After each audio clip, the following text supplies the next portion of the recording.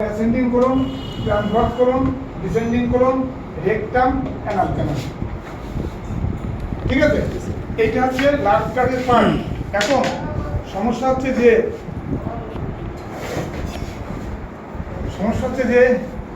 এই যে লার্জ গাট মানে লার্জ ইন্টেস্টাইন এর কাজটা কি? এইটা হচ্ছে দরকার। 5 ফুট মতো লম্বা, পেটের মধ্যেই থাকে। এর কাজটা হচ্ছে কি? স্মল ইন্টেস্টাইনের কাজ কি ছিল? ক্ষুদ্রাংশের কাজ কি ছিল? খাদ্য যে উপকরণগুলো রয়েছে, খাদ্যের রস শোষণ করা, সোজা বাংলা যেটা, খাদ্য রস শোষণ করে নিয়ে রক্তে মিশাই দেওয়া। লার্জ গার্ডের কাজও তাই, কিন্তু সে কি করে? আখের আখ দুবার মাড়াই করার পরে তৃতীয়বার যখন ঢুকানো হয় তখনকার যে কাজ হয় সেটা কাজ করে লার্জ গার্ড। প্রথম 2 বার ইন্টেস্টাইন সবই করে দিবে, অ্যাবজর্ব করে নেয়। তৃতীয় ভাগের কাজ শুরু করে লার্জ গার্ড। মানে ওই খাবারের মধ্যে যদি আর কোনো উপাদান থাকে যেটা মানুষের শরীরের জন্য ভালো, সেটাকে অ্যাবজর্ব করে লার্জ গার্ড, লার্জ ইন্টেস্টাইন। ওই পার্টগুলো সব সেখান থেকে অ্যাবজর্ব করে বাকি যেটা থাকে সেটার সঙ্গে মিউকাস মেমব্রেন মিশে পায়খানা তৈরি হয়।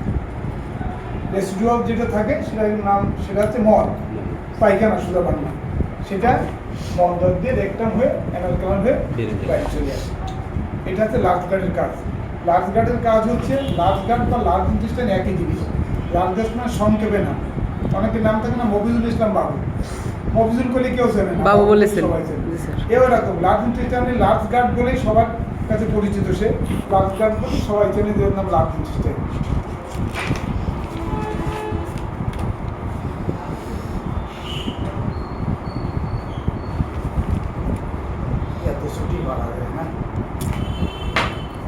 এখন লার্জ গার্ডের আর একটা কাজ আছে। সে কাজটা হচ্ছে সিকামকে প্রোটেক্ট করা। সিকামকে প্রোটেক্ট করার কারণ হচ্ছে এইটা, যে সিকামে যদি অ্যাপেন্ডিক্স থাকে, একটা মহিলার পেটে যখন বাচ্চা থাকে তখন তার একটু কি হয় সংসারে, তার কি হয়? একটা মহিলার পেটে যদি বাচ্চা আসে তাহলে সংসারে তার কি হয়? একটু কদর বাড়ি দেয়, একটু ডিম খাওয়ায়, একটু খুরমা খেজুর খাওয়ায়, একটু বেদানা খাওয়ায় পেটে বাচ্চাই। জি স্যার, ঠিক কিনা? বংশ প্রদীপ জ্বালাবাই। এই জন্যই তারা একটু এটা সেটা ফল একটু শাকসবজি বেশি দেয়। অন্য সময় পেটে বাচ্চা না থাকলে তা দিত না, পেটে বাচ্চা আনলে তাতে বেশি দেয়। সিকাম যেহেতু অ্যাপেন্ডিক্সকে বহন করে, সিকামের একটা আলাদা যত্ন আছে এবং এইটা চেনার একটা উপায় আছে। এটা এই সিকামটা খুব সাদা, তার মানে ওই অ্যাপেন্ডিক্স থাকে তো পেট কেটে পর যখন আমরা আগলা করার পরে ওই স্পন ফরসেপ দিয়ে যখন সরালে ওই গোয়াটা একদম দেখি পর বোঝা যাবে এইটাতে অ্যাপেন্ডিক্স হয়েছে। সিকাম ওটা এটা না, এই ক্লাস না, তুমি পরের ক্লাস, এটা নতুন ক্লাসের ব্যাপার, নতুন ক্লাসে বসে স্যার সমস্যা নেই। এই জন্য ওর একটু বেশি যত্ন হয়, কারণ ওইখানটাতেই সব কিছু থাকে। তাহলে স্মল ইন্টেস্টাইন আর লার্জ ইন্টেস্টাইন সম্পর্কে তোমাদের কোনো প্রশ্ন আছে কিনা? যদি থাকে তাহলে তার উত্তর দিয়ে আমি একটা অন্য জায়গায় চলে যাব। বলো, স্মল ইন্টেস্টাইন এবং লার্জ ইন্টেস্টাইন সম্পর্কে তোমাদের যদি কোনো প্রশ্ন থাকে তাহলে তোমরা সেটা আমাকে বলো। যদি তোমরা বলো যে কোনো প্রশ্ন নেই, তাহলে আমি অন্য একটা জিনিসে চলে যাব।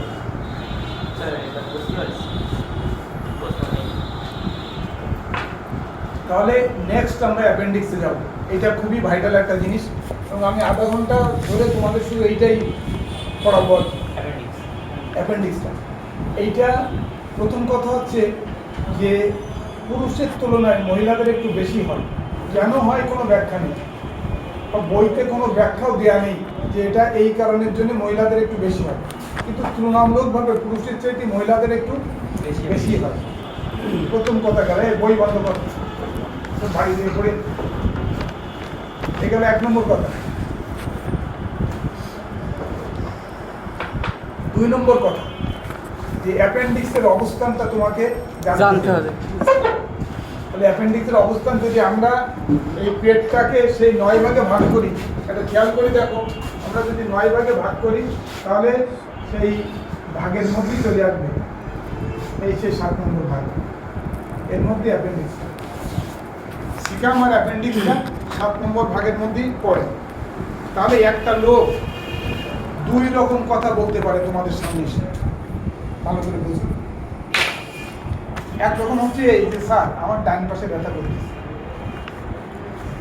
তুমি চাপ সোপ দিলে ব্যথা, এই ব্যথাটা পাত দিকে যায়, ডান পাত দিকে যায়, অ্যাপেন্ডিক্সের বেলা ডান পাত দিকে যায়, তাহলে সে বলতে পারে যে আমার ব্যথাটা ডান পাত দিকেও যায়। যদি না বলে তাহলে তুমি যাকে জিজ্ঞেস করো তোমার ব্যথাটা ডান পাত দিকে যায় কিনা, যদি বলে যে ডান পাত দিকে যায় তাহলে ধরে নিতে হবে যে ব্যাপারটা পজিটিভ। আমি এখনো 100% নিশ্চিত না যে এটা অ্যাপেন্ডিক্স, কিন্তু আমি সন্দেহ করছি যে এটা এই জিনিসগুলো হতে পারে। আরেকটা কাজ হচ্ছে যেহেতু এইটা ছেলেদের তুলনায় মেয়েদের বেশি হয়, সেহেতু ফটাং করে বলা যাবে না অ্যাপেন্ডিক্স। কারণ কি?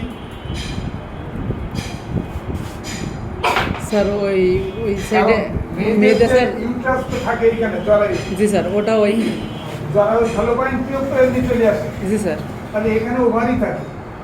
ওভারিতে যদি কিছু থাকে, ওভারিতে যদি সিস্ট হয়, ওভারিতে যদি কোনো টিউমার হয়, ওভারিতে যদি কোনো অ্যাডিনেক্স হয়, তাহলে এইখানটাতে ব্যথা হতে পারে।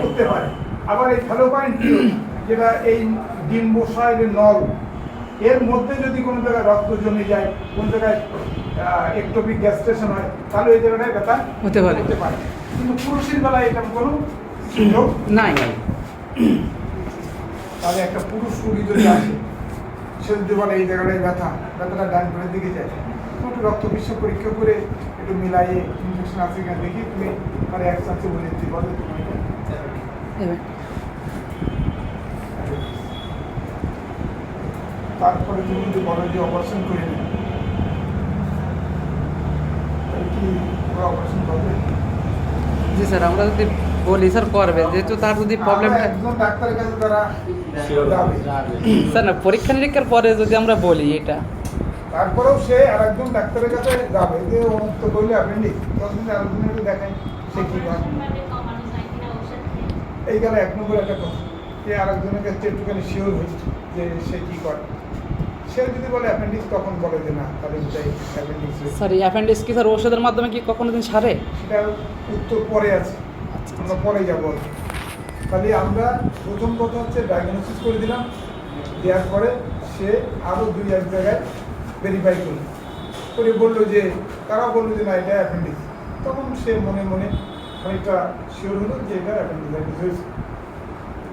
এখন এইটা হচ্ছে যারা এখানে এসে বলে ব্যথা হয়েছে, তার এক গ্রুপ আছে, সেই গ্রুপটা এসে বলে যে প্রথমে আমার এখানে ব্যথা হয়নি, প্রথমে ব্যথা হয়েছিল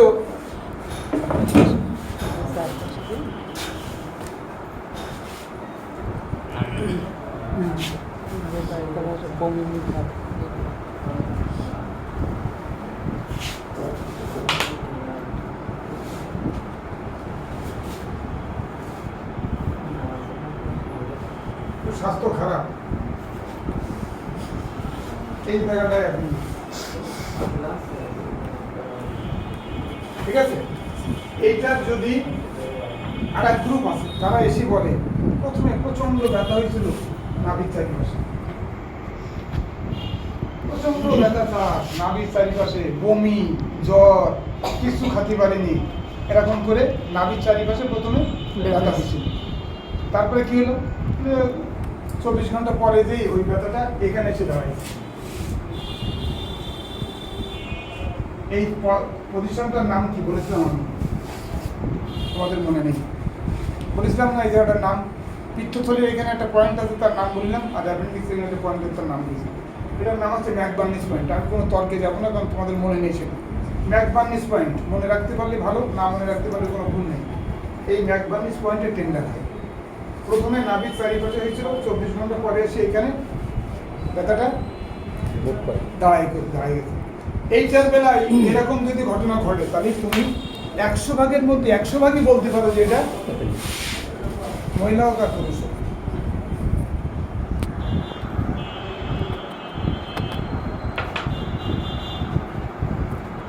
ঠিক আছে? এই পর্যন্ত ঠিক আছে, এই পর্যন্ত তো ঠিক আছে। জি স্যার। তাহলে প্রথম কথা হচ্ছে অ্যাপেন্ডিক্স থাকে ডাইন পাশের 7 নম্বর ঘরে। 7 নম্বর ঘরের নাম কি? 7 নম্বর ঘরের নাম কি? কেবল বললাম, রাইট ইলিয়াক ফোসা। ম্যাকবার্নিস পয়েন্ট তো যে পয়েন্টে ব্যথা হয় সেই পয়েন্টের নাম, কিন্তু ঘরটার নাম রাইট ইলিয়াক ফোসা। স্যার এই ঘরগুলো স্যার আমাদের আরেকবার 7 নম্বর ঘরটার নামই তো রাইট ইলিয়াক ফোসা। 8 নম্বরটার নাম হচ্ছে হাইপোগাস্টিয়াম, 9 নম্বরের নাম হচ্ছে লেফট ইলিয়াক ফোসা। ঠিক না? স্যার 7, 8, 9 মানে তোমার নিচে ভাগের কথা মনে মনে নেই। নেই স্যার আরেকটা ক্লাস রাইট ইলিয়াক দরকার ফোসা, স্যার। হ্যাঁ স্যার এটা খুব ইম্পর্টেন্ট, এর জন্য আরেকটা ক্লাস আমাদের দরকার। ওইটা ইম্পর্টেন্ট না, ইম্পর্টেন্ট হচ্ছে তোমাদের মনে রাখাটা ইম্পর্টেন্ট। স্যার এটা জি, স্যার। মনে রাখতে গেলে এটা তো তোমাদের বইতে আছে। স্যার আরেকবার দেখালে আমাদের মনে হয় এটা ভালো হবে। তোমরা যে বই পড়ো না তার এই এটা একটা প্রমাণ স্যার, ইউর রাইট স্যার। প্রমাণ তো দেখলে বোঝা যায়, তাই না? জি স্যার। ছোটবেলায় আমরা জ্যামিতি করতাম তখন প্রমাণ লাগতো। প্রমাণ করতে ত্রিভুজের 3 কোণের সমষ্টি 2 সমকোণের সমান ছিল না? জি স্যার। প্রমাণ করতে এতে প্রমাণিত হয় যে তোমরা বাড়িতে গিয়ে আল্লাহর নাম নিয়ে পড়িনি স্যার। খুলে দেখো না। জি স্যার। আচ্ছা যাও, সেরকম যদি কোনো সময় সুযোগ হয় তখন আবার তোমাদের সঙ্গে বলবো। আর 7 নম্বরের নামটা মনে রাখো, রাইট ইলিয়াক ফোসা। হুজুর মনে থাকবে? রাইট ইলিয়াক ফোসা 7 নম্বরের নাম। তাহলে ওই দ্বিতীয় নেই। যদি কেউ ব্যথার কথা বলে তাহলে আমরা ধরে নিতে পারি যে তার অ্যাপেন্ডিসাইটিস হইতে হ্যাঁ কিন্তু এমন অনেক পাবলিক আছে যাদের অ্যাপেন্ডিক্স কাটা হয়ে গেছে কিন্তু ওখানে খুব ব্যথা, তাকে কি বলবা? জি স্যার। অনেক লোক আসে, ডাক্তার অ্যাপেন্ডিক্স অপারেশন করাই গেছে, এখনো 4 বছর আগে, এখনো প্রচুর ব্যথা। তাহলে প্রথমে দেখতে হবে যে সে কোন লোক, মহিলা না পুরুষ। সাধারণত পুরুষই এই কমপ্লেনগুলো কম করে মহিলারা, কারণ মহিলাদের যেহেতু তারা পরবর্তীতে বাচ্চা কাচ্চা নেয়, সন্তান ধারণ করে, যেহেতু তাদের ওখানে ইনফেকশন বা এটা সেটা জ্বরের কোনো ঘাটতি বা ওভারির কোনো ঝামেলা এগুলো থাকতেই পারে, সে কারণে কোনো একটু ব্যথা হতে পারে। কিন্তু তোমরা বা আমরা ডাক্তাররা কী বলি, ওইদিকে কাটিলে আমাদের ডাক্তারের দিকে এই জন্যই তো এই সমস্যা। তার মানে কি, যদি আমাকে দিকে কাটতে তাহলে আমরা তো ডাক্তাররা খুব বেইমান এবং একজন আরেকজনের বড় শত্রু। তাহলে গন্তি কাটিলে ইব্রাহিম ডাক্তার কাটিয়ে দিল, সাপলা কেটে দিল, সেই জন্যই তো এই সমস্যা। এরকম করে আমাদের তো পয়সাও নিতে হবে, দায়ও ঠেকতে হবে, আবার একটা আল্ট্রাসাউন্ডও করতে হবে, মানে ব্যবসা তো চারিদিক দিয়ে গুছায় নিতে হবে। কেউ কেউ বলে যে আল্ট্রাসাউন্ড করা আছে, বা 2 মাস আগে বা 15 দিন আগে তো করেছি, তখন আর কিছু বলে না, আর আল্ট্রাসাউন্ড করবে। কিন্তু যদি 1 বছর আগে করা হয় ওরা দেখেও না, তাই না আবার এটা করতে হবে। তাহলে আমরা 2টা শ্রেণী মনে রাখবো। একটা শ্রেণী হচ্ছে যাদের অ্যাপেন্ডিক্স এখানে আছে তাদের কথা, একটা শ্রেণী মনে রাখবো যারা অ্যাপেন্ডিক্স অপারেশন করে ফেলেছে কিন্তু ওখানে ব্যথা, তাদের কথা। যারা অ্যাপেন্ডিসাইটিস অপারেশন করে ফেলেছে অথচ ওখানে ব্যথা, তাদের বলে আমরা যে কোনো একটা অ্যান্টিবায়োটিক দিয়ে এবং ব্যথার ওষুধ দিয়ে ছেড়ে দেবো। সে যদি কোনো পরীক্ষা নিতে নাও করে তাহলে আমরা তাকে একটা অ্যান্টিবায়োটিক দেবো, দিয়ে একটু ব্যথার ওষুধ দেবো, একটু গ্যাসের ওষুধ দিয়ে ছেড়ে দেবো, যে আপনি এইটা করেন। আর অনেকে বলে যে এই ব্যথাটার সঙ্গে জ্বরের ব্যথা আছে, এই ব্যথাটার সঙ্গে তলপেটের ব্যথা আছে, এই ব্যথাটার সঙ্গে কোমরের ব্যথা আছে, এদেরকে ব্যথার ওষুধ দিয়ে বলতে হবে যে যাতে উঁচু নিচু কাজগুলো না করে, নিচু হয়ে যেন কাজগুলো না করে, খাটের পরে শরীর কমর ব্যবহার করে। এখন দেখবো প্রায় লোকের বাড়িতে কমর ছাড়া খুব কম বাড়ি আছে, বা যারা বাথরুম বানায়, তার একটাই কারণ হচ্ছে এখন বেশিরভাগ সবই মাজার দোষ শুরু হয়ে গেছে। আর এখন নতুন একটা নিয়ম করেছে, সিজার করতে গেলে কোমরে একটা ইঞ্জেকশন দিতে হবে, আল্লাহর নামে 3 বছর ব্যথা ফিক্স। তবে ওই যে কোমরে একটা ইঞ্জেকশন দিয়ে ডেলিভারি করিল, সিজার করিল, সেন্তি যে ব্যথাটা হইল আর নড়ল না। কথা বুঝতে পেরেছো? হ্যাঁ, ওইগুলো অনেকের থাকতে পারে, অনেকদিন থাকতে পারে, অনেকদিন থাকে, অনেকের থাকে, 3 বছর থাকতে পারে। অনেকে ওই ব্যথার থেকেই পরবর্তীতে তার মাথার ব্যথা শুরু হয়ে যায়।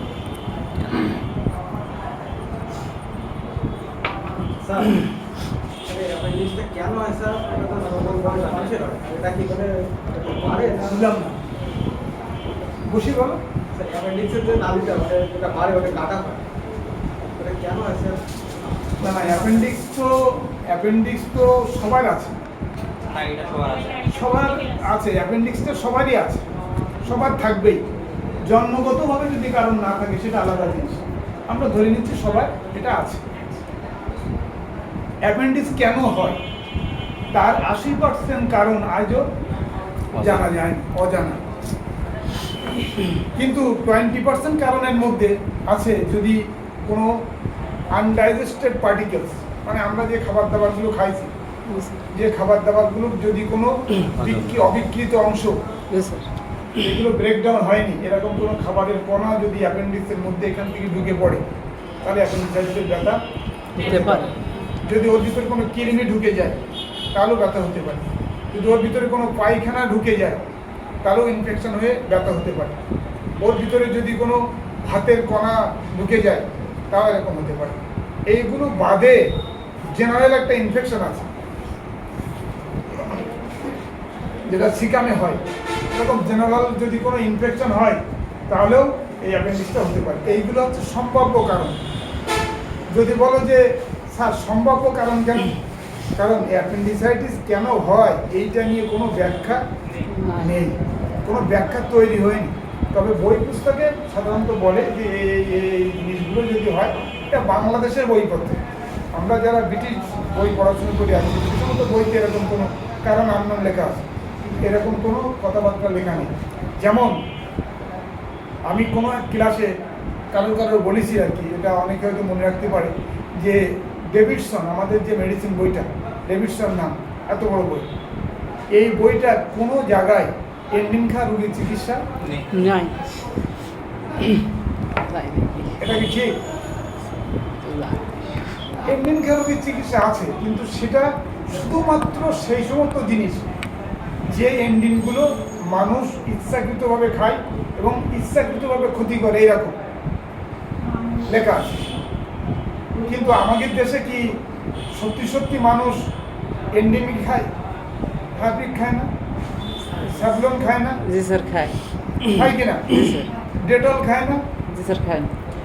তাহলে এর চিকিৎসা করে বাবা, হুইল পাউডার গুলে ফিনিশ, ফিনিশ। ওই যে তেলা পোকা মারা ফিনিশ, জি স্যার। পানিতে গুলে খাইছে। সেদিন আমরা ডুবিয়ে আইছি, তুমি এটা খাইছো কেন বলে স্বামীর করে রাখতো, সে এই সমস্ত এগুলো কোনো চিকিৎসা বইতে নাই। দেওয়া নেই, কারণ ব্রিটিশরা মনে করে এসবগুলো দেশে নাই। খাওয়ার জিনিস না। তাহলে সেই সমস্ত বইতে তুমি এই সমস্ত জিনিসগুলো পাবা না। কিছু কিছু সম্ভাব্য কারণের মধ্যে এইসব কারণগুলো লেখা আছে, এসব কারণের জন্য অ্যাপেন্ডিক্স। তুমি বলতে পারো যে স্যার কেউ যদি মোটা হয় তার যেমন ডায়াবেটিস হওয়ার সম্ভাবনা থাকে, স্ট্রোক হওয়ার সম্ভাবনা থাকে, তেমন কেউ যদি মোটা হয় তার অ্যাপেন্ডিসাইটিস হওয়ার সম্ভাবনা থাকে, এরকম কোনো কথা বলা নেই। মোটা আছে অনেকেরই অ্যাপেন্ডিসাইটিস। স্যার অপারেশন করার পরও অ্যাপেন্ডিক্স পুনরায় কি আপনার অ্যাপেন্ডিক্স হতে পারে? না, না, না হবে, এটা আর হবে না। অ্যাপেন্ডিক্সে তো সারা হয় স্যার। তো ওখানে ব্যাংক থেকে কাটি দেয়, জি স্যার। অতএব ওখানে সারা হওয়ার কোনো সুযোগ নেই। সুযোগ নাই। এই জন্য আমরা মাঝে মাঝে রসিকতা করে বলি অ্যাপেন্ডিক্সটা আবার হয়েছে নাহলে তোমার আবার ব্যথা হচ্ছে। জি স্যার। কিন্তু আসলে অ্যাপেন্ডিক্স কেটে ফেলা দেওয়ার পরে আর অ্যাপেন্ডিক্স ওখানে হয় না। ঠিক আছে, এবার আসলে লক্ষণ। তাহলে কি কি লক্ষণ হলে আমরা এগুলো বলতে পারি যে অ্যাপেন্ডিক্স? তার প্রথমগুলো আমরা তোমাদের আগে বলে দিয়েছি। একটা হচ্ছে ব্যথা, একটা হচ্ছে ডান পাশের কুষ্টির উপরে এই জায়গাটায় ব্যথা। এই ব্যথার সঙ্গে বমি হতে পারে, এই ব্যথার সঙ্গে জ্বর হতে পারে, এই ব্যথাটা পার দিকে আসতে পারে, এই ব্যথাটা কোমরের দিকে যেতে পারে, এই ব্যথাটা পেটের উপরের দিকেও মাঝে মাঝে উঠতে পারে এবং তল পেটে যেতে পারে। এরকম সম্ভাব্য কারণ। আমরা যখন কোনো কিছু বুঝতে না পারি তখন কই দিই তোমার অ্যাপেন্ডিক্স। চিন্তা করো কি তুমি, আমাকে তো বাবার সময় না। কারণ অ্যাপেন্ডিক্সের এই কথা বলা হয় কেন? কারণ অ্যাপেন্ডিক্স যদি কেউ কাটিয়েও ফেলে তাহলে তার মহাভারত অশুদ্ধ হবে। কারণ অ্যাপেন্ডিক্সের একটা ঝামেলা চলে গেল, কোনো না কোনো এক সময় হতেই পারে। দই করতে পারি। আবার আমরা অনেক সময় সিজার করার সময় কেউ যদি বলে, অনুরোধ করে যে স্যার আমার অ্যাপেন্ডিক্স কাটিয়ে দিন, তাহলে আমরা একটু কাটি। অ্যাপেন্ডিক্স ব্লাস্ট হয়ে মানুষ মারা যেতে পারে, পেটমেন্স ডেভেলপ করে। এটা 12 ঘন্টা থেকে 24 ঘন্টার ভিতরে যদি অপারেশন না করা হয় অনেকের জীবনহানি হতে পারে। তাহলে এইগুলো হচ্ছে লক্ষণ, এইগুলোর হচ্ছে লক্ষণ বা উপসর্গ। এবার হচ্ছে এগুলো লক্ষণ, এগুলো হচ্ছে উপসর্গ। লক্ষণ মানে কি? যেগুলো আমি খুঁজে পাবো। রুগী মুখ দিয়ে যেটা বলে তাহলে কি বলে? রুগীর কাছে জিজ্ঞেস করলে হোয়াট ইজ ইউর কমপ্লেন, আমার সমস্যাটা কি? তা রুগী মুখ দিয়ে বললো যে আমার ব্যথা, বমি, তাহলে এইগুলো হচ্ছে সমস্যা, এগুলো হচ্ছে চিপ কমপ্লেন বা এগুলো হচ্ছে অসুবিধা। রুগী যেটা বলে সেগুলো হচ্ছে উপসর্গ বা রুগীর মুখের ইতিহাস। কিন্তু লক্ষণ কোনগুলো? যেগুলো আমরা খুঁজে বের করি।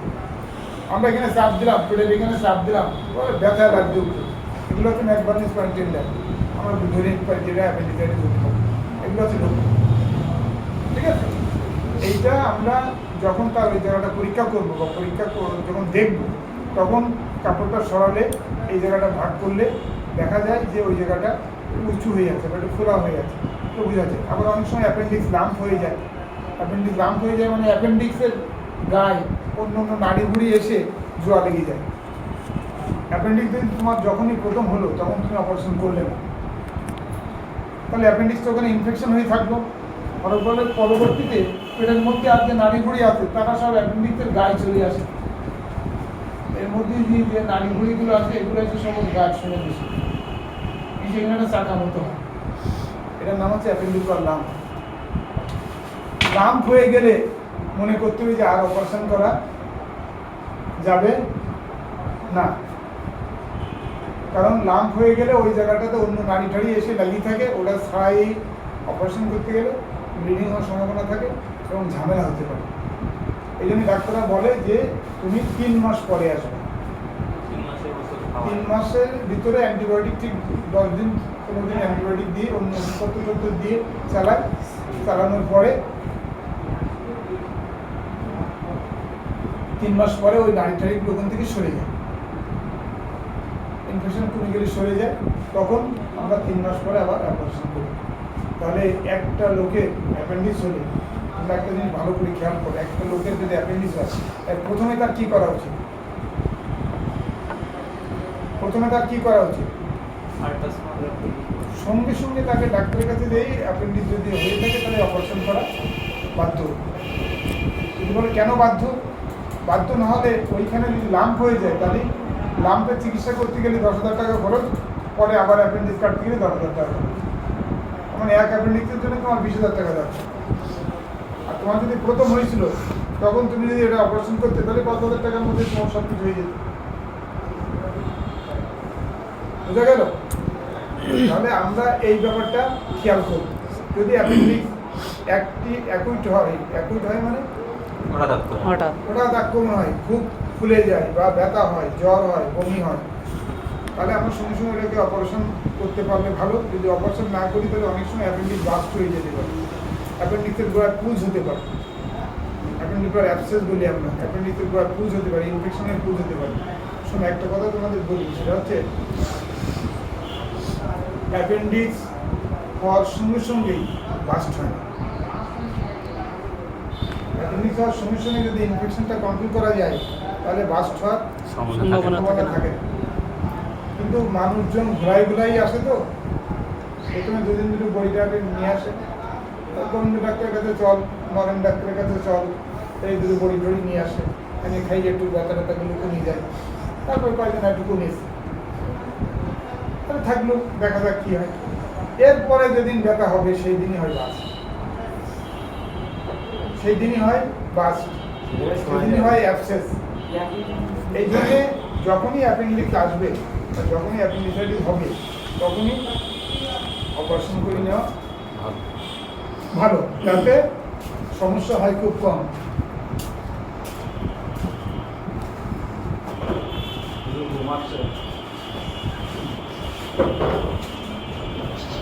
বোঝা গেছে? এবার কমপ্লিকেশন অ্যাপেন্ডিক্সের সব শেষ হয়েছে, কোথায় হয়, কীভাবে হয়, লক্ষণ কী, উপসর্গ কী বলা হয়ে গেল, ঠিক না? আর লাগবে বলা? তাহলে বাকি থাকলো কি? কমপ্লিকেশন, মানে জটিলতা। এরও জটিলতা হচ্ছে অ্যাবসেস হয়, মানে এখানে পুজ হয় যে এই জায়গাটা,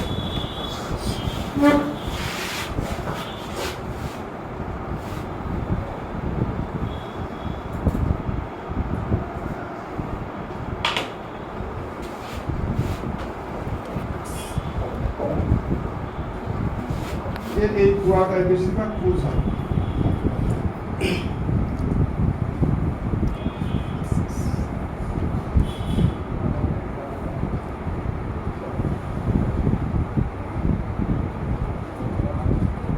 এটাকে মনে হয় অ্যাপেন্ডিকুলার অ্যাবসেস। এটা ঠিক এরকম দেখতে, আমি যেরকম আঁকাইছি ঠিক এরকম দেখতে। অ্যাবসেসটা আলট্রাসোনোগ্রামে দেখলে, অ্যাবসেসটা আলট্রাসোনোগ্রামে দেখলে একদম এরকমই দেখে, ঠিক এরকম অ্যাপেন্ডিকুলার অ্যাবসেসটা ঠিক এরকম ছবি আসে। বাইরে দুই সাইড দুই সাইডের বাইরে ঠিক এরকম ভাবে অ্যাবসেস হয়। অ্যাবসেস হয়ে এই জায়গাটা একদম নরম হয়ে যায়, এই জায়গাটা একদম নরম হয়ে যায়, নরম হয়ে যেয়ে ফেটে যাওয়ার মতো করুন। এই অ্যাবসেসটা অপারেশন করার সময় এই অ্যাবসেসটা কালেকশনটাকে ড্রেন করে বের করে দিয়ে তারপর অ্যাপেন্ডিক্সের এখানে ভেন দিয়ে কেটে দিতে হবে। আগে পুজগুলো অপারেশন করতে অপারেশন করে সরাই দিতে হবে আর কি। মানে সাকার মেশিন দিলে পুজ চলে আসবে, তারপরে অ্যাপেন্ডিক্সের গোড়া কেটে বাঁধতে হবে। এটা কিন্তু খুব একটা সমস্যার জায়গা জিনিস। কারণ কি, আমি তোমাদের একটা কথা বলি, অ্যাপেন্ডিক্স অপারেশন করতে সবাই বলে 10 মিনিট সময় লাগে, কেউ বলে 15 মিনিট সময় লাগে। খুব ছোটো একটা অপারেশন, সব ঠিক আছে, ছোটো অপারেশনও ঠিক আছে, সবচেয়ে সহজ অপারেশন এটাও ঠিক আছে। কিন্তু একটা জিনিস ভুললে চলবে না, যে অ্যাপেন্ডিক্সের গোড়া যদি বাঁধতে গিয়ে অ্যাপেন্ডিক্সের এইখানে মেসো অ্যাপেন্ডিক্স থাকে, অ্যাপেন্ডিক্সের গায়ে চর্বি থাকে এরকম।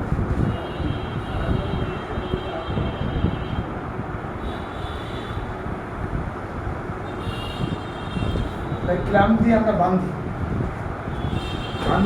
ওই জায়গাটা সুসার দিয়ে 2 রকমের ক্যাটগার সিল্ক দিয়ে বাঁধিয়ে দিতে। কারণ হচ্ছে একটা জিনিস খুবই হয়েছে আর কি, অ্যাপেন্ডিক্স অপারেশন করতে মানুষ মারাও গেছে। অ্যাপেন্ডিক্সের মতো ছোটো অপারেশন আর হয় না, আবার অ্যাপেন্ডিক্সের মতো বাজে অপারেশন আর নেই। কারণ হচ্ছে ওখানে অ্যাপেন্ডিকুলার আর্টারি থাকে। তোমাদের একটা কথা আজকে বলি দিয়ে, অনেক সময় পেপারে দেখো না যে লিখেছে ইন্টারনাল হেমোরেজ হয়ে ভিতরে রক্তক্ষরণ হয়ে অনেকে মারা গেছে, কোপাকুপি হয়েছে, মারা গেছে, অথবা ছুরি মারিয়েছে, একটা ছুরির গুঁতো দিয়েছে, মারা গেছে। তার মানে কি, ইন্টারনাল হেমোরেজ হয়, ভিতরে রক্তক্ষরণ হয়, কোনো আর্টারি বা ভেন ডাইরেক্ট কেটে যায়, তারপর রক্তক্ষরণ হয়, হাসপাতালে নিতে নিতে সে মারা যায়। এই অ্যাপেন্ডিকুলার আর্টারিটা খালি একটা জিনিস বুঝতে হবে যে সবারই একটা মেন আর্টারি আছে, একটা মেন ধমনী আছে, সেই ধমনীর কিছু কিছু শাখা প্রশাখা নেমে আসছে। যে ধমনীর মেন শাখা নিচের দিকে নেমে আসছে, ধরো এইটা যদি একটা ধমনী হয়, এটা যদি একটা ধমনী হয়, আর এখান থেকে যদি একটা মেন আর্টারি নেমে আসে,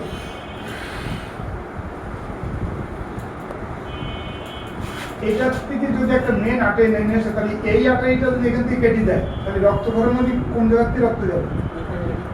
ধমনী থেকে যাবে না। তার মানে খুব দ্রুত সে মারা যাবে, কারণ এটা পেট খুলে অপারেশন করার জন্য তৈরি করতে করতে রুগী মারা যাবে। এটা খুব বেশি হয়। কিছুদিন আগে যশোরে একটা ছেলে মারা গেছে এইভাবে, যে তারে এই যে অভয়নগর একটা ছেলে মারা গেছে, কলেজের ছেলে, তাকে দিনের বেলা স্টাফ করেছিল, সে ছেলে এভাবে মারা গেছে।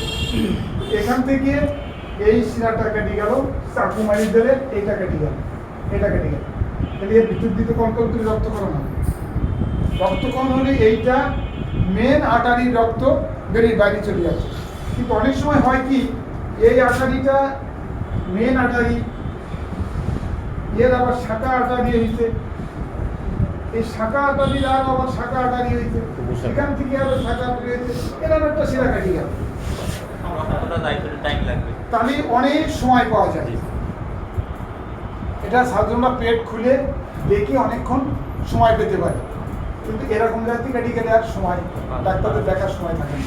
তো অ্যাপেন্ডিকুলার আর্টারিটা এরকম ডাইরেক্ট ব্রাঞ্চ, অ্যাবডোমাল অ্যাওর্টার ডাইরেক্ট ব্রাঞ্চ। অ্যাপেন্ডিকুলার আর্টারি যদি তুমি বাঁধতে না পারো, কিংবা ক্ল্যাম্প করতে ভুল হয়ে যায়, কিংবা বান্ধনটা দিয়েছো কিন্তু টাইট হয়, লুজ হয়ে গেছে, তাহলে রক্তক্ষরণ হচ্ছে। এই ঘন্টা 6-7 সময় পাওয়া যাবে। তারপর ডাক্তার অপারেশন করে চলে যাবে, ঘন্টাখানি পরে ডাক্তারের নিউজ খবর দেবে কি ব্যাপার, হয় রুগী মারা গেছে, নাহলে রুগীর এখানে ফুলে উঠেছে। ডাক্তার এসে ওপেন করতে করতে এই জন্যে যদি আমরা অনেক সিনেমাতেও দেখি বা বাস্তবেও দেখি যে আমাদের মেয়েরা, এটা মেয়েরা বেশি করে, ছেলেরা কম করে, ব্লেড দিয়ে হাতে কেটে দেয়, স্যার হাত কাটে। এটা হাত কাটলে কি কাটে এখানে? শিরা। এখানে শিরাটার নাম কি? Radial artery, radial vein. এরা ডাইরেক্টলি জগুলার ভেনের ব্রাঞ্চ। কথা বোঝা গেছে? তাহলে এই সমস্ত জায়গায় দিয়ে ব্লেড দিয়ে হাত কাটিয়ে হাত ঝুলিয়ে রাখলে 24 ঘন্টা সময় পাওয়া যাবে না, যদি রক্ত বন্ধ না করতে পারে। কিন্তু দেখা যাচ্ছে আঙুলের এই জায়গার থেকে একটুখানি কাটিয়ে দিচ্ছে, এতে অনেক সময় পাওয়া যায়। এরকম বুঝতে দেখানির জন্য করি। তোমরা আমার সমস্যা শুনতে চাও না, তাইতে আমি একটুখানি করবো। কিন্তু যারা এখান থেকে করে তারা সত্যি সত্যি মরার জন্যেই করে। তাহলে আমরা এইটা বুঝি কি করে? একটা লোকের ইন্টারনাল হেমোরেজ হচ্ছে, এটা বুঝি কি করে? একটা লোকের পেটের ভিতরে, একটা লোকের বুকের ভিতরে, একটা লোকের মাথার ভিতরে রক্তক্ষরণ হচ্ছে, ভিতরে, বাইরে তো না। বাইরে রক্তক্ষরণ হলে আমরা কি করে বুঝতে পারি? এখানে শুলে গেছে, এটা দেখে বোঝা যায়। কিন্তু ভিতরে যদি কারো রক্তক্ষরণ হয় তাহলে আমরা বুঝি কি করে? এটা বোঝার লক্ষণ কি? স্যার প্রস্রাব পায়খানা রাস্তা দিয়ে আর পাবলিক আছে, বলুন। ওদের আমার মতো অবস্থা হয়, ঘুম আসে খুব। আমি তো বকি বলে ঘুমটা চলে যাচ্ছে, কিন্তু উঠি থাকে। কি করে বুঝবো আমরা? প্রস্রাবের রাস্তা দিয়ে গিয়ে স্যার একটা জিনিস দেখলেই বোঝা যাবে যে ভিতরে, হ্যাঁ কি হবে বলো? স্যার রক্ত শূন্যতা দেখা দেবে। একদম সাদা হয়ে জি যায়, স্যার সে তো শরীরও সাদা হয়ে যাবে। জি, জি। আর শরীর সাদা দেখি তো আমরা বুঝতে পারবো না, আমার সঙ্গে সঙ্গে চোখ চোখের দেখতে এটা যদি দেখি যে সাদা, তাহলে আমরা কি বলবো? ইন্টারনাল হেমোরেজ হচ্ছে। ভিতরে কোথাও রক্তক্ষরণ হচ্ছে। তখন আমরা বলতে পারি যে এটা ভিতরে আভ্যন্তরীণ রক্তক্ষরণের জন্য সে মারা গেছে। অনেক সময় ডাক্তারদের কাছে সাংবাদিকরা প্রশ্ন করে না যে ডাক্তারবাবু অমুক সময় একটা রোগী মারা গেল, কীভাবে মারা গেল? ডাক্তার তো বলে যে ইন্টারনাল হেমোরেজ দিয়ে মারা গেছে। সাংবাদিক ওইটাই লিখে দেয় ইন্টারনাল হেমোরেজ। কিন্তু সরাসরি কোন জায়গাটা কেটে বা কোন জায়গাটা ছিলে বা কোন শিলাটা উপড়ে গিয়ে এই ঘটনাটা হয়েছে, এটা বুঝতে গেলে কী করতে হবে? স্যার তখন স্যার সার্জারি করে দেখতে হবে কোথায়। আমরা তো সাংবাদিক তো বলে দিলে, ডাক্তার তো বলে দিলে যে ইন্টারনাল হেমোরেজে মারা গেছে, কিন্তু কোন শিরাটা কাটিয়ে বা কোন জায়গাটা কি কারণে সে মারা গেল এটা বোঝা যাবে কি করলে?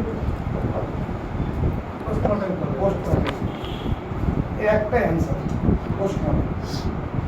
পোস্টমর্টেম করলে আমরা ধরে ফেলে দেবো যে এর কোথায় কি ঘটনা হয়েছে। যখন আনন্যাচারাল ডেথ হয়, আনন্যাচারাল ডেথ মানে অস্বাভাবিক সেটা কি? একটা উদাহরণ দাও। অস্বাভাবিক মৃত্যু হলে উদাহরণ দাও। একজন একটা অ্যাক্সিডেন্টে মারা গেল, তুমি একজন পয়জনিয়ে মারা গেল, একজন গলায় দড়ি দিল, একজন রাস্তা দিয়ে যাচ্ছে মোটরসাইকেল পিষে দিয়ে গেল। এইগুলো হচ্ছে যার স্বাভাবিক মৃত্যু হওয়ার কথা ছিল তার অস্বাভাবিক মৃত্যুটা হয়েছে। আমরা তো সবাই বলি যে আমরা স্বাভাবিক মৃত্যুর গ্যারান্টি চাই, তাই না? তার মানে আমি 70 বছর, বাংলাদেশের পাবলিকের এখন গড় আয়ু 70 বছর। তার মানে 70 বছর পর্যন্ত মানুষ নর্মালি বেঁচে থাকতে পারবে, এর একটা গ্যারান্টি আছে আর কি। 30 বছর বয়সে তারা যদি ট্র্যাকে মারি দেয় তাহলে সেটা তার অস্বাভাবিক মৃত্যু, এমন তো স্বাভাবিক মৃত্যু না। অস্বাভাবিক মৃত্যু হলে একটা কাজ করতে হবে সবসময় জন্য, সেটা কি? একটা অস্বাভাবিক মৃত্যু হলে তার জন্য একটা কাজ সবসময় করতে হবে, সেটা কি? আরে পোস্টমর্টেম তো আছে, কিন্তু কে করবে পোস্টমর্টেমটা? যিনি ওই বিষয়ে করবেন। প্রশাসন করবে। এটা মূলত দায়িত্ব পড়ে থানার, কিংবা টিওনো সাহেবের কাছে খবর গেল যে কালকের শিববাড়ি ব্রিজের ওইখানে একজনের ছুরিকাঘাতে মারি দিয়েছে। এই খবরটা যখন টিওনো সাহেবের কাছে আসবে তখন টিওনো সাহেব এইটা ওসিকে জানাবে যে আপনি পোস্টমর্টেম দিয়ে দেখেন কী সমস্যা। পোস্টমর্টম দিতে দেখবে এই ঘটনা, তখন ওইটা লাস্ট পোস্টমর্টম করতে হবে। তার মানে অস্বাভাবিক মৃত্যুর বেলায় সবসময় পোস্টমর্টম হতে হবে, আর থানায় একটা জিডি হতে হবে। থানায় জিডি হতে হবে কেন? থানায় জিডি হতে হবে কেন? তোমার পাসপোর্ট হারাই গেছে বা তোমার ম্যাট্রিকের সার্টিফিকেট হারাই গেছে, তুমি কি করো? জিডি কেন? এটা নিয়ে জন্য সার্টিফিকেট যেতে তোমার থানায় জিডি করার দরকার কি? সার্টিফিকেট হারাইলে তো তোমার থানায় জিডি করে তোমার লাগবে কি? থানা কি তোমার একটা কাগজ দিয়ে দেবে, সার্টিফিকেট দিয়ে দেবে? স্যার এটা কেন কেউ যেন ইউজ না করতে পারে এই ইউজ সার্টিফিকেট? করলে কি করো? তোমার সার্টিফিকেট আরেকজন ইউজ করে কি হবে? হ্যাঁ, খুঁজে পাওয়া যায়। খুঁজে পাওয়া না। ব্যাপারটা হচ্ছে এই যে তোমার তো একটা সার্টিফিকেট লাগবে। ওটা উঠাতে গেলে স্যার নকল একটা উঠাতে গেলে দরকার স্যার। একটা ছিল অরিজিনালটা হারাই গেছে, তাহলে তুমি ম্যাট্রিক পাস না, তুমি তো কোনো জায়গায় প্রমাণ করতে পারো না তুমি ম্যাট্রিক পাস। তাহলে তোমাকে একটা ম্যাট্রিক পাসের সার্টিফিকেট আবার পুনরায় সাল দিয়ে, যে সাল তুমি পাস করেছিলে সেই সাল, কোন স্কুল বা কোন কলেজ, সব দিয়ে তোমাকে ওখানে একটা জিডি করতে হবে যে আমার এত বছরের এত সালের এত রোল নম্বর যদি মনে থাকে তাহলে তো ভালোই জি আছে। স্যার। এত রোল নম্বরের একটা সার্টিফিকেট হারাই গেছে, ঠিক আছে? থানায় জিডি করে ওই জিডির কপিটা নিয়ে তোমাকে বলে দিতে হবে।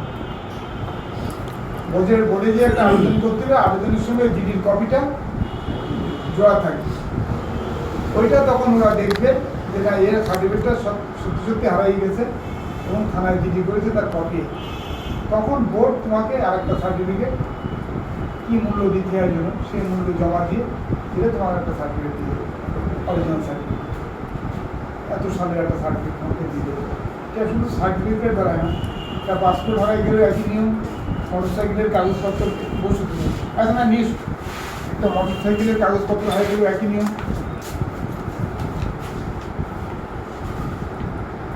এটা এখন নিস তো কাটা, তাই না?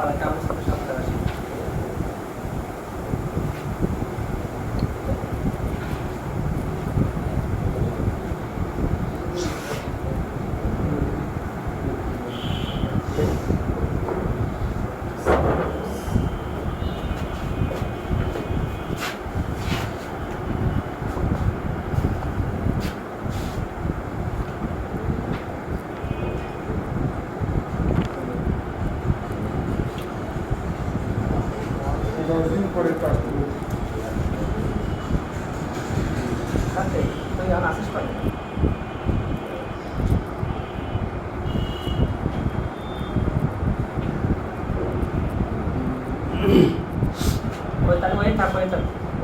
সরকারি কলেজের ওই সামনে সে দাঁড়াবে।